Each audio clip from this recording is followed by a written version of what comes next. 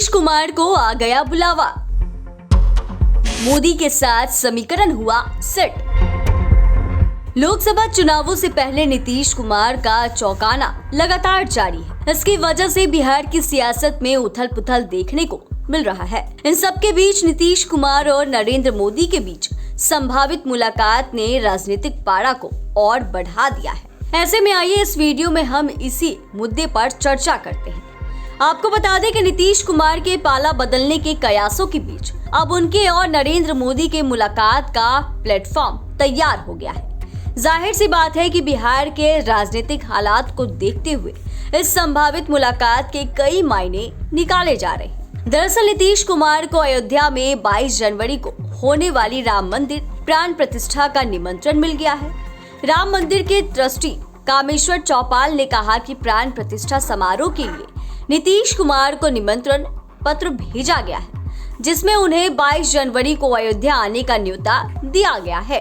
देखें तो नीतीश कुमार के जदयू के राष्ट्रीय अध्यक्ष बनने के बाद ही जदयू नेता केसी त्यागी ने राम मंदिर प्राण प्रतिष्ठा को लेकर अपनी पार्टी का रुख स्पष्ट कर दिया था। उन्होंने कहा था कि उनकी पार्टी को अभी तक प्राण प्रतिष्ठा का निमंत्रण नहीं मिला है, लेकिन निमंत्रण मिलता है तो जदयू के नेता बेहिचक अयोध्या जाएंगे। चूंकि नीतीश कुमार को अब निमंत्रण मिल गया है तो उनके अयोध्या जाने की संभावना नजर आ रही है।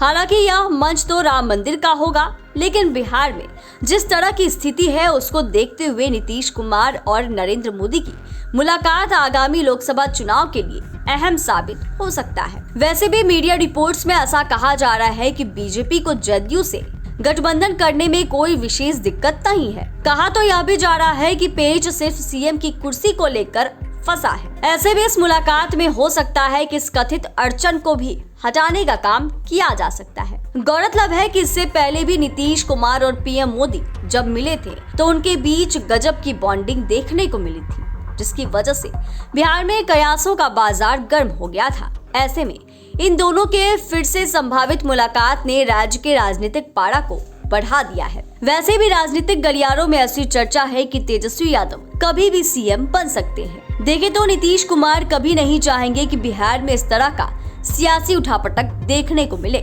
इसीलिए इसको रोकने के लिए वे कोई भी फैसला ले सकते हैं। इसके साथ ही इंडिया गठबंधन में जिस तरह से नीतीश कुमार को किनारे लगाने की कोशिश की गई, इसकी कसर भी उनके अंदर होगी।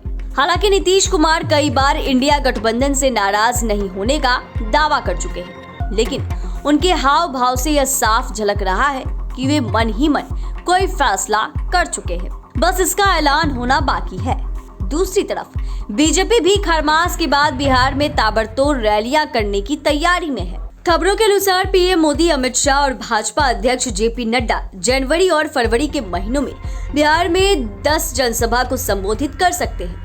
वहीं बीजेपी बिहार में सभी 40 सीटों को जीतने का दावा भी कर रही है। देखें तो 2019 के लोकसभा चुनावों में एनडीए को बिहार में 39 सीटों पर जीत मिली थी, लेकिन उस समय नीतीश कुमार के नेतृत्व के बारे में यही कहा जा रहा है कि नीतीश कुमार के नेतृत्व वाली जदयू एनडीए का हिस्सा थी। पर अब सियासी समीकरण बदल चुके हैं। चूंकि नीतीश कुमार इंडिया गठबंधन का हिस्सा बन चुके हैं, इसकी वजह से बीजेपी की राह बिहार में कहीं न कहीं मुश्किलों भरी हो गई है। इसीलिए अगर नीतीश कुमार फिर से एनडीए का हिस्सा बनते हैं तो इससे बीजेपी को बड़ा फायदा हो सकता है। यानी कि बिहार में जदयू और बीजेपी दोनों को कहीं न कहीं एक दूसरे की जरूरत नजर आ रही है। ऐसे में नीतीश कुमार और नरेंद्र मोदी के बीच मुलाकात और बातचीत का प्लेटफॉर्म तैयार हो गया है। अब देखना यह है कि नीतीश कुमार आगे क्या फैसला लेते हैं।